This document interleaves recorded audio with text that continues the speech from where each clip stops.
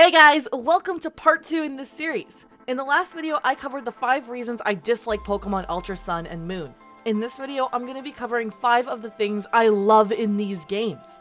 Pokkemon Ultra Sun and Moon added a ton of new features and game mechanics that I genuinely enjoyed, and narrowing it down to a list of just a handful of things was a surprisingly difficult thing for me to do. Again, this list is going to be in no particular order. I don't necessarily love one or more of these things above another, and of course they're just my opinions. Pokkemon is a massive franchise with hundreds of thousands of fans. We aren't all going to love or dislike the same things in the game. Now let's hop into the 5 reasons I love Pokkemon Ultra Sun and Moon. Ultra Wormhole! Now there are a ton of reasons I love the Ultra Wormhole. So much that I can actually make it take up a couple different reasons on this list, but instead I'm going to try to condense it into one big reason. So here we go. First off, it's a new way to shiny hunt. You try to go the distance, collect the rings, avoid the blue electric orbs of death, and if you do it enough times, chances are you'll eventually end up with a nice, satisfying sparkly Pokemon. And it's usually a fully evolved or at least middle evolved Pokemon on top of that. And although at this point in time I haven't had any luck with this method, I've enjoyed watching others succeed, and I know with enough time and practice, I too shall soon be reaping the shiny benefits of this method.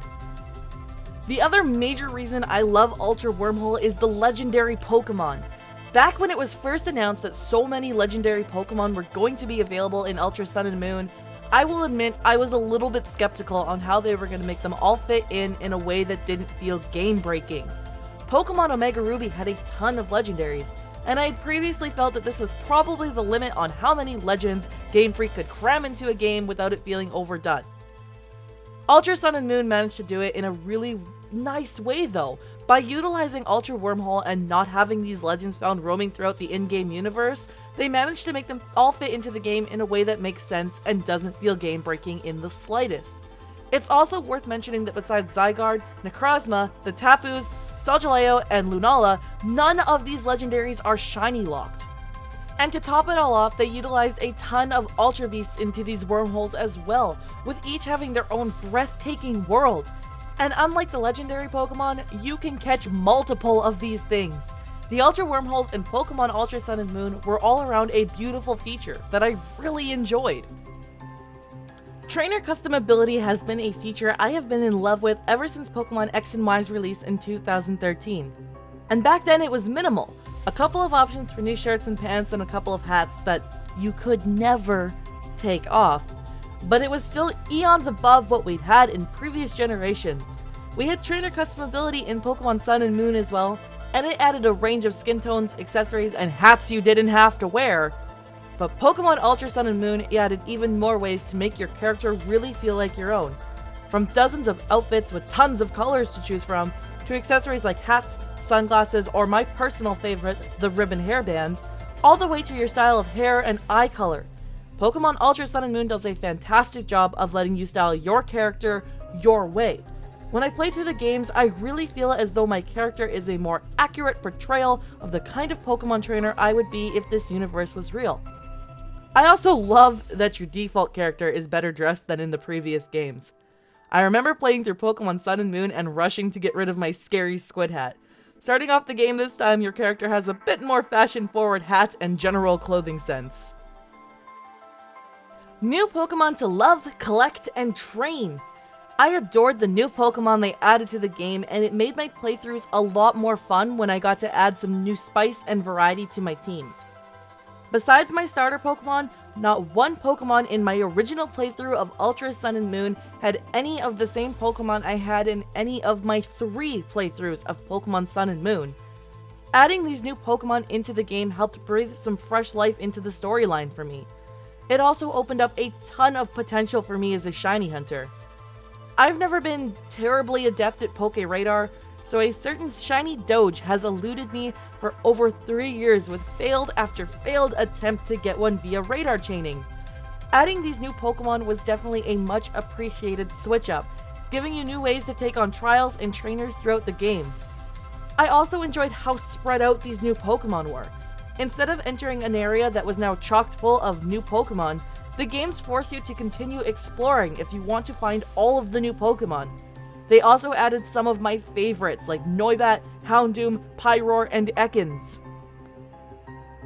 The Rotodex. This is definitely something that is more relevant for players like me who don't always remember what they were just doing.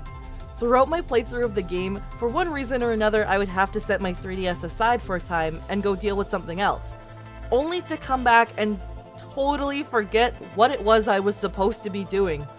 Thankfully, my good buddy Rotom was always there. With one click he would give me a helpful buzz and a hint of, "Hey, weren't you supposed to go meet that guy at that place?" While some people found this feature incredibly annoying, and there were definitely a few times while I was playing the game for a long stretch that I didn't need the help, I was always grateful to return after a break and have Rotom letting me know where I left off. It's also worth noting that Pokkemon Ultra Sun and Moon are massive games. With over 18 hours of gameplay, it's understandable that there is a lot to do, and having a friend to help you point you in the right direction is sometimes a real time saver. Instead of aimlessly wandering until I happened upon the right place, I had Rotom's help. Battling beach points are available early game with move tutors. With the Mantine surfing minigame being given to us between the first and second island of the game, you have the ability to earn beach points, aka battle points. While the minigame itself is incredibly fun, you also earn those all-important points playing it, unlocking move tutors and prizes on the second island of the game. This makes getting some pretty powerful moves on your Pokemon early game incredibly easy. The moves available have also helped a ton in both the in-game and online battling world, with support moves like Defog, Sinethus, Stealth Rock, all the way to favorites like Knockoff and Drain Punch being able to be accessed. It's incredibly useful. One of my biggest complaints in Sun and Moon had been the inability to trade backwards to Omega Ruby to get some move tutor exclusive moves on my favorite Pokemon. Pokemon Ultra Sun and Moon not only fixed that, but gave you the fix to it early on in the games. Yeah, there's a reason 6. I know this is a top 5 list, but I simply couldn't pick which to leave off of this list. Call it a bonus reason, but oh my god, the story ending in Ultra Sun and Moon genuinely thrilled me. I avoided all possible spoilers when Ultra Sun and Moon were released, and I played it 100% spoiler-free the first time. So as I drudged through what felt like the same old story with a new coat of paint, suddenly having Lucamine and Guzma dropped literally back at your trainer's feet while you looked on in shock was astonishing. Only then to progress through and have one of the toughest legendary fights in Pokemon history. For all I complained about the storyline in my previous dislike video, the climax of Pokemon Ultra Sun and Moon breathed hope back into me. It was one of the most visually beautiful moments in any Pokemon game, and it finally gave the Ultra Recon Squad a reason for occasionally crashing your journey. All in all, the ending to this game satisfied me so much more than the previous games did. So there it is, 6 amazing features in Pokemon Ultra Sun and Moon that I really enjoyed.